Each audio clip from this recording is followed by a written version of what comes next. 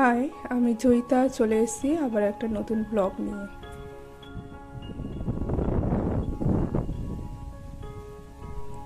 আজকের বিকেলটা অনেকটাই সুন্দর, সেই কারণে মনে হলো একটু ছাদের দিকে আসি। রোদটা যেহেতু নেই তো সেই কারণে ওয়েদারটাও বেশ সুন্দর লাগছে, তাই ছাদের থেকেই এই ভিউটা তোমাদেরকে দেখাচ্ছি। খুব সুন্দর লাগছে আজকে ওয়েদারটা।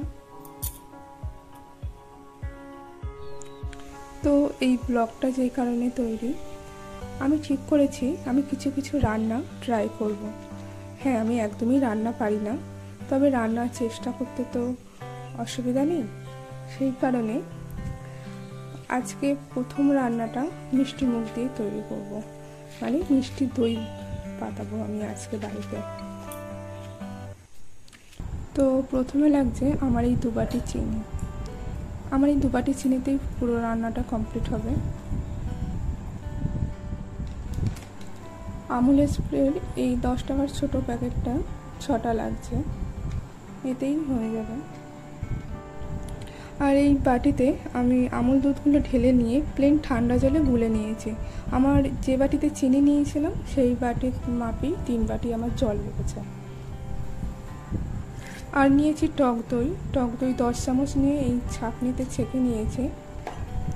পুরো জলটা ঝরিয়ে নেওয়ার পরে এবার আমি একটা কাঁটা চামচ দিয়ে এটা ফাটিয়ে নিচ্ছি। না ফাটিয়ে নিলে মনে হয়, আমার যেটা আইডিয়া, ওই দুধের মধ্যে যখন আমি মিশাবো না তখন মনে হয় ওটা দলা দলার মতো পাকিয়ে যাবে। তো যাই হোক, এইটা এরকম টেক্সচার হয়ে গেছে, এরকমই টেক্সচারটা। এদিকে কড়াটা বসিয়ে দিয়েছি। কড়াটা বসিয়ে দেওয়ার পরে ফ্লেমটা একটু লোতেই রেখেছি। আর চিনিটা আস্তে আস্তে করে গলা শুরু করছে দেখছি, কারণ কড়াটা আমার অলরেডি অনেকটাই গরম হচ্ছিল। তো এই সময়টা আমি চামচ দেব না, কারণ এই সময় চামচ দিলে না চামচে অনেকটাই চড়িয়ে যায়, সেটা পরে মনে হয় ছাড়াতে অনেক কষ্ট হবে।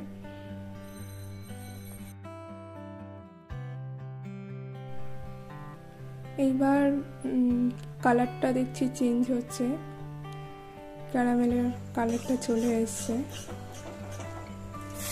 একটু জল দিলাম এখানে, জল দিয়ে একটু লিকুইড করব। আমার ক্যারামেলটা লিকুইড হয়ে গেছে, তো এবার আমি দুধটা ঢালবো।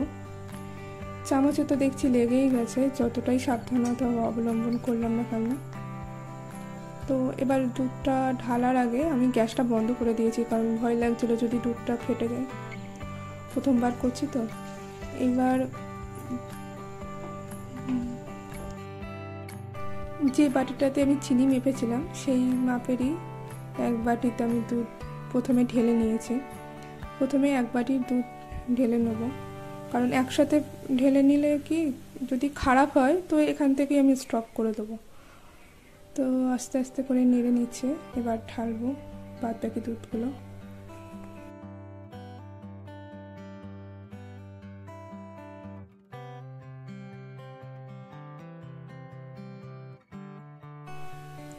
ক্যারামেলটাকে ভালো করে দুধের সাথে মেশানোর পরে আমি গ্যাসের ফ্লেমটাও একটু বাড়িয়ে দেব। এবার ওয়েট করছি দুধটা কখন ফুটবে।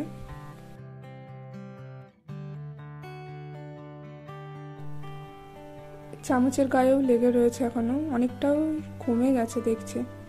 দেখি দুধটা মনে হয় ফোটার সাথে সাথে মনে হয় চামচটা ক্লিন হয়ে যাবে।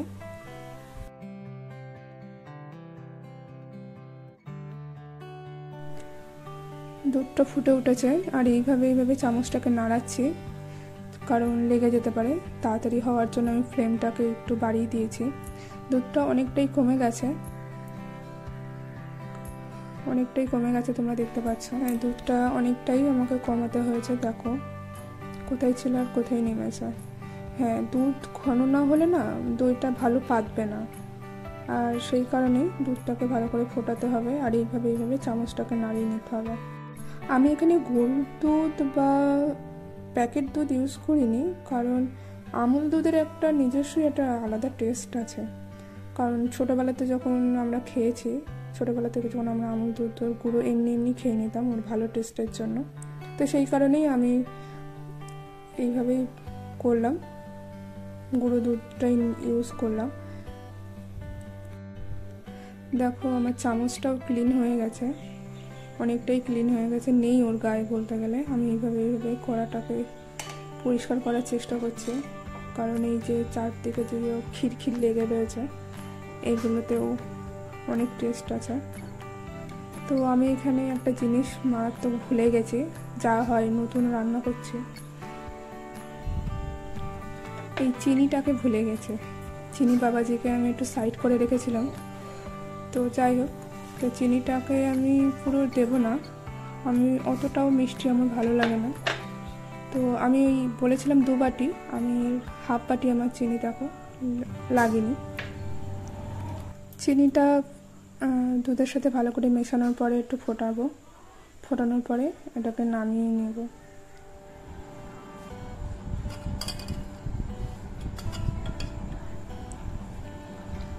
আর এই যে নামিয়ে নিলাম, নামিয়ে নেওয়ার পরে দুধটাকে একটু ঠান্ডা করতে দিয়েছি, একটু ঠান্ডা করতে হবে, আবার বেশি ঠান্ডা না, এরকম আঙুল ডোবানোর মতো ঠান্ডা আমাকে করতে হবে।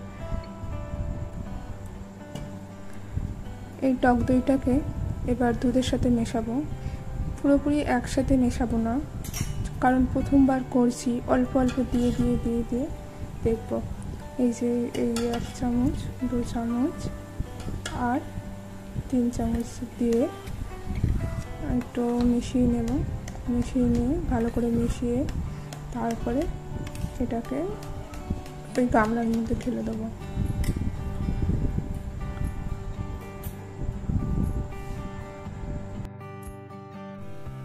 এই যে এইরকম একটা ক্রিমি টেক্সচার চলে এসছে। এবার এই পুরো টক দইয়ের দুধের মিশ্রণটা আমি এই দুধের সাথে মিশিয়ে দেবো।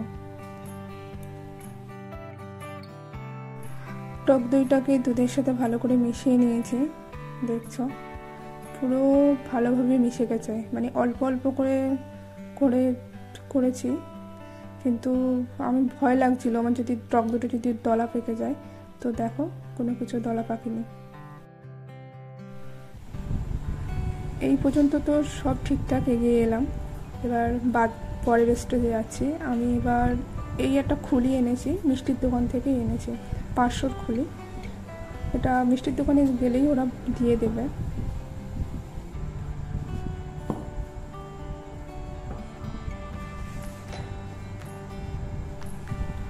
আর এই 2টো কাপ, এটা সবার বাড়িতে অ্যাভেলেবেল থাকে। এই খুলির মধ্যে আমি এবার দুধগুলোকে ঢেলে দেবো। আরেকটা কথা, যখন আমি খুলিটা এনেছিলাম মিষ্টির দোকান থেকে, কিন্তু এর মধ্যে বালি ছিল, তো আমি কি করেছিলাম, কিছুটা জলের মধ্যে এটাকে ডুবিয়ে রেখে দিয়েছিলাম।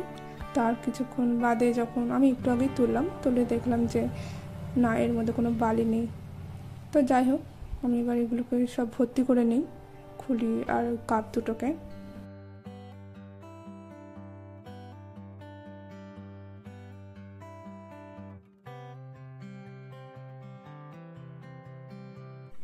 এইরকমভাবে ঢালছিলাম, ঢালতে ঢালতে যাই হোক নিজের হাতের ধাক্কায় একটা কাপ থেকে আমি ফেলে দিলাম। তা কি আর করব, আবার টেবিলটাকে মুছে টুছে আবার বসালাম। এগুলোকে সব ঢেকে দিয়েছি এইভাবে, প্লেট দিয়ে, কাঁচের বাটি দিয়ে, চা খাওয়ার প্লেট দিয়ে, এইভাবে সব ঢেকে দিয়েছি। আমি যে খুলিতে করেছি, তা বাড়িতে এমনি যে প্লেন বাটিগুলো হয় তাতেও হয় এগুলো, সে কোনো অসুবিধা হয় না আমার যতদূর মনে হয়, কারণ খুলিতে যখন করেছি তখন ওগুলোতে না হওয়ার কোনো কারণ আমি তো বুঝতে পারছি না। তা এরকম একটা বড় স্টিলের থালায় সবগুলোকে বসালাম,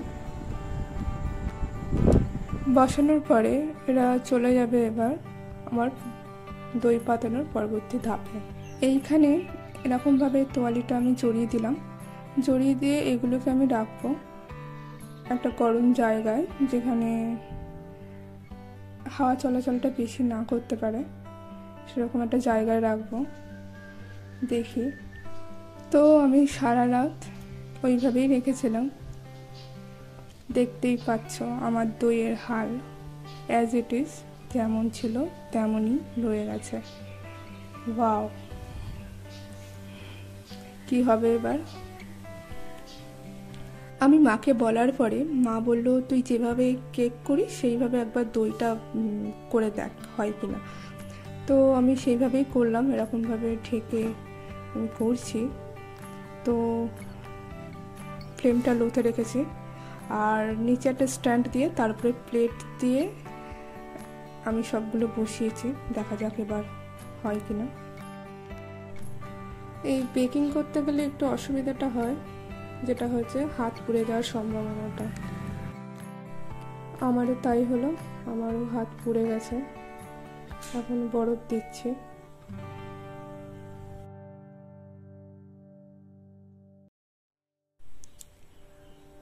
দেখো, আমি বার করলাম আমার বেকিং প্রসেস থেকে দইটাকে। তো দই কিন্তু বসে গেছে। এবার দেখো, আমি একটু আঙুল দিয়ে দেখছি। দেখো, আমার আঙুলে কিন্তু একটা ফোঁটা লাগেনি, মানে আমার দই ভালোভাবেই বসেছে। ওয়াও, সত্যি খুব আনন্দ হচ্ছে। এবার এদেরকে একটু আমি ঠান্ডায় রাখবো, এটা অনেকক্ষণ গরমে ছিল। আর তাছাড়া একটু ঠান্ডায় রাখারও দরকার আছে, কারণ গরম দই খেতে কারোরই ভালো লাগে না। তো ঠান্ডা ঠান্ডা সবাইকে সার্ভ করব। ফ্রিজের থেকে বার করলাম এদেরকে। তো ফ্রিজের থেকে বার করার পরে দেখছি দইয়ের কালারগুলো বেশ ভালোই এনহান্স হয়েছে, বোঝা যাচ্ছে যে লাল মিষ্টি দই। আর এই খুলিটা একটু দেখতে পাচ্ছ, খুলিটা একটু কাত হয়ে বসেছে, দইটা একটু কাত হয়ে বসেছে। তো এবার আমার একটা চ্যালেঞ্জ নেওয়ার পালা। আমার চ্যালেঞ্জটা হলো, যেটা দই ভালো বসেছে সেটা কিভাবে বোঝা যাবে। এটা হচ্ছে দইয়ের পাত্রটা নাকি উল্টে দিলে, যদি দইয়ের পাত্র থেকে দই না পড়ে তাহলে নাকি দই ভালো বসে। দেখা যাক, আমিও সেই রকম করবো। দইয়ের পাত্রটাকে উল্টে দিচ্ছি, দেখি। হে ভগবান, যেন না পড়ে।